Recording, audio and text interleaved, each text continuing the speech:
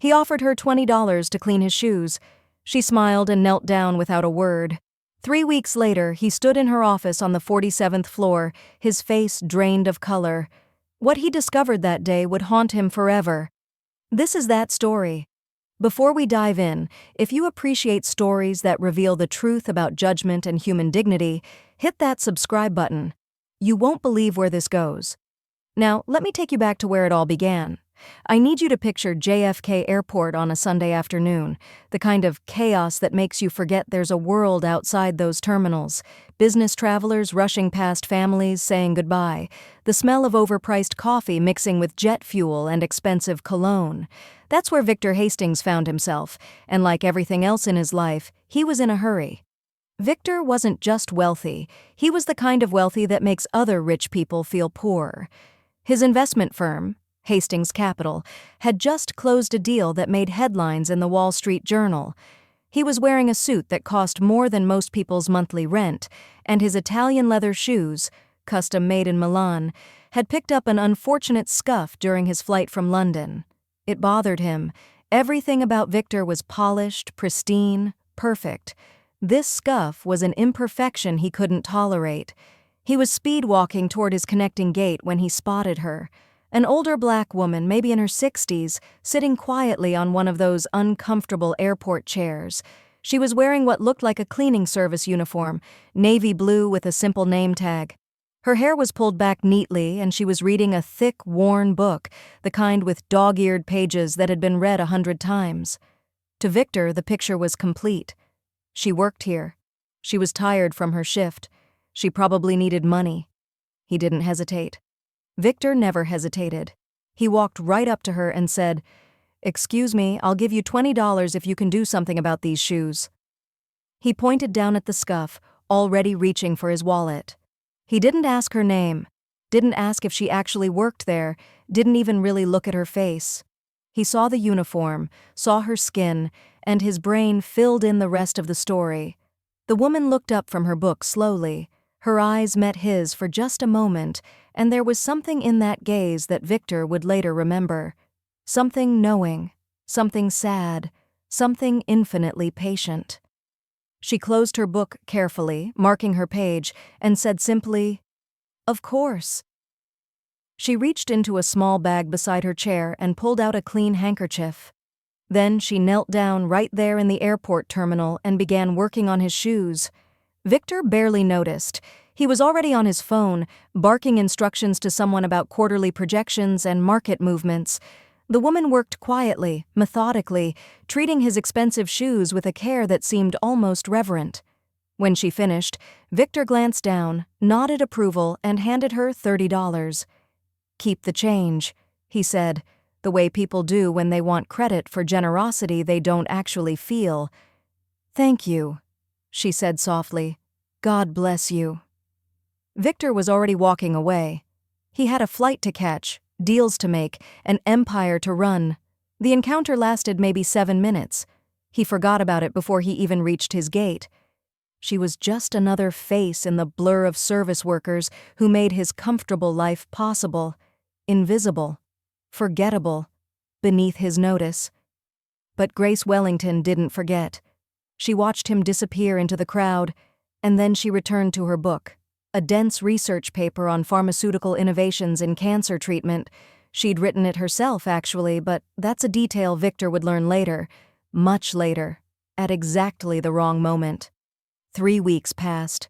3 weeks of Victor doing what Victor did best, making money, making deals, and making assumptions about the world that confirmed everything he already believed.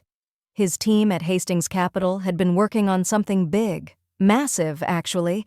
They had been trying to acquire a pharmaceutical company that had developed some groundbreaking treatments. The company was privately held, and the owner had been frustratingly secretive throughout the entire negotiation process. Nobody knew much about this owner, just that they'd built the company from nothing over 3 decades, started in a rented laboratory with secondhand equipment, and turned it into an industry leader. The kind of American dream story that business magazines loved to write about, except this owner never gave interviews, never appeared at galas, never sought the spotlight. The company was worth billions, but its creator remained a mystery. Victor's team had spent months negotiating through lawyers and intermediaries. The deal on the table was for $3.2 billion. It would be the crown jewel of Victor's portfolio, the kind of acquisition that gets you on the cover of Fortune magazine. And finally, after months of patience that had tested every nerve in Victor's body, the owner had agreed to a face-to-face meeting. The meeting was scheduled at the Wellington Building in Manhattan. Victor noticed the name but didn't connect anything. Why would he? His mind was focused on the pitch, on the deal, on the victory he could already taste. His assistant had briefed him with what little information they had. Self-made, very private, brilliant business mind, started from absolutely nothing. Victor loved those kinds of stories, as long as they ended with him acquiring what he wanted. He walked into that building on a Tuesday morning, feeling like a man who owned the world. Rode the elevator to the 47th floor, was escorted by a polite assistant into a conference room with floor-to-ceiling windows overlooking Central Park. The room screamed success, understated, elegant, powerful. Victor approved. He sat down, straightened his tie, and prepared to meet whoever had built this empire. The door behind him opened. He heard footsteps, the soft click of heels on marble floor. He stood and turned around, his hand already extended for a power handshake, his smile already in place. And his entire world stopped. It was her, the woman from the airport, the one he'd paid to clean his shoes, except she wasn't wearing a cleaning uniform now. She was wearing a tailored charcoal suit that would make any CEO jealous, her silver hair styled perfectly, and she carried herself with the quiet authority of someone who had built empires while people like Victor were still learning to spell their own names. "Mr. Hastings," she said, her voice calm and measured. "Please, sit down." Victor's face must have gone through 15 different shades of pale. His hand dropped. His mouth opened, but nothing came out. He looked like a man who'd just seen a ghost, except this ghost was very real and very much in control of the room he was standing in. I don't, he stammered. Victor Hastings, who negotiated billion-dollar deals before breakfast, couldn't form a complete sentence. "I'm Dr. Grace Wellington," she said, walking past him to take a seat at the head of the conference table. "I believe we've met before, though I'm not sure you'd remember. You were in quite a hurry." And just like that, every piece fell into place. Wellington Pharmaceuticals, Wellington Building, Dr. Grace Wellington. The mysterious billionaire owner wasn't some old white man in a corner office. It was the woman he'd assumed was an airport janitor, the woman he'd tossed $30 at like she should be grateful for his spare change. Grace let him stand there for a moment, let the realization wash over him like ice water. Then she gestured to the chair. "Please, Mr. Hastings, sit. I imagine you have a presentation prepared." Victor sat down because his legs weren't entirely sure they could hold him up anymore. His carefully prepared pitch, memorized and rehearsed, had evaporated from his mind completely. Grace waited patiently, her hands folded on the table in front of her, the same patience she'd shown while kneeling at his feet in that airport terminal. Victor tried again. "Dr. Wellington, I need to apologize. I had no idea." "No idea that I was a doctor?" she interrupted gently. "No idea that I owned a company? Or no idea that the woman cleaning your shoes might be a human being worth acknowledging?" The words weren't cruel. They were stated as simple facts, which somehow made them cut deeper. Victor felt something he hadn't felt in decades. Shame.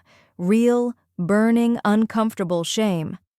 "I volunteer every Sunday at the airport chapel," Grace continued, her tone still calm, almost conversational. "It's connected to the terminal.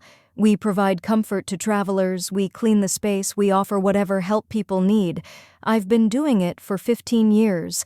I wear the uniform because I believe that service is the highest calling, regardless of what's in your bank account.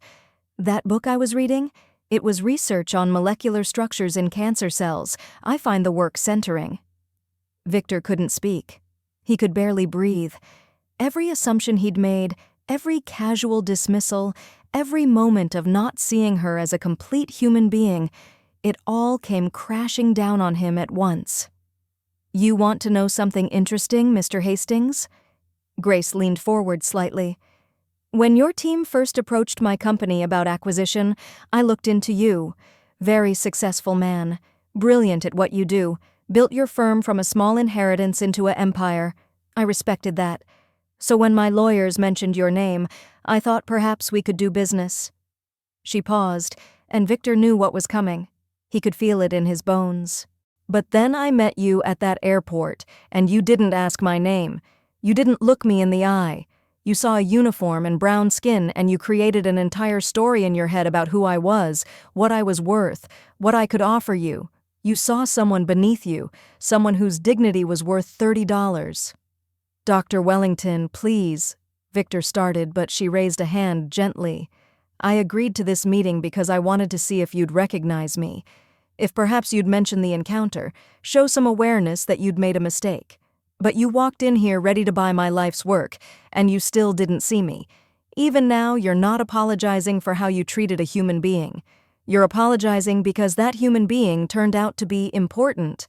Victor realized she was absolutely right.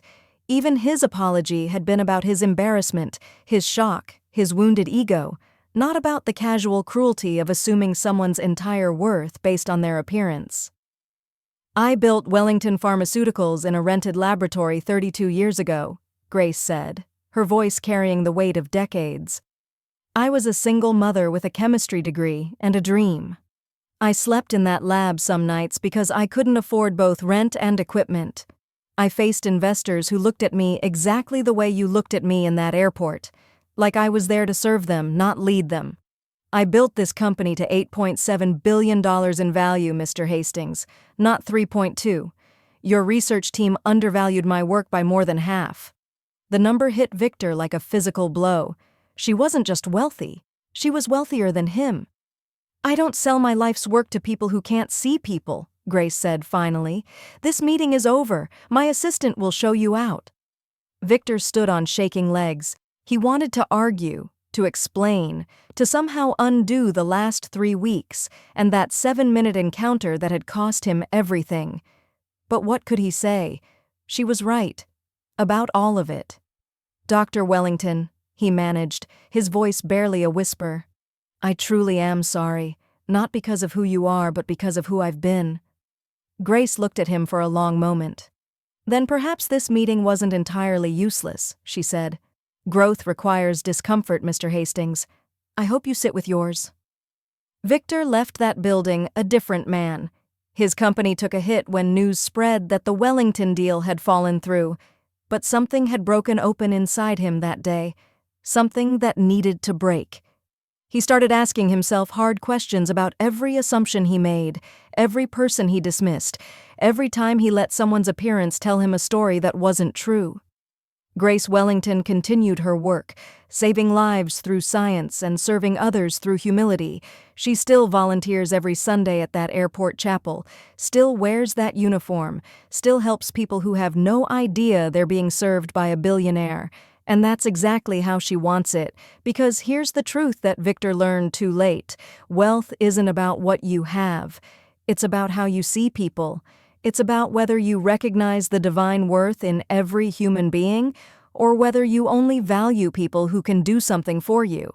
If this story made you think differently about the assumptions you make every single day, hit that like button and share it with someone who needs to hear it.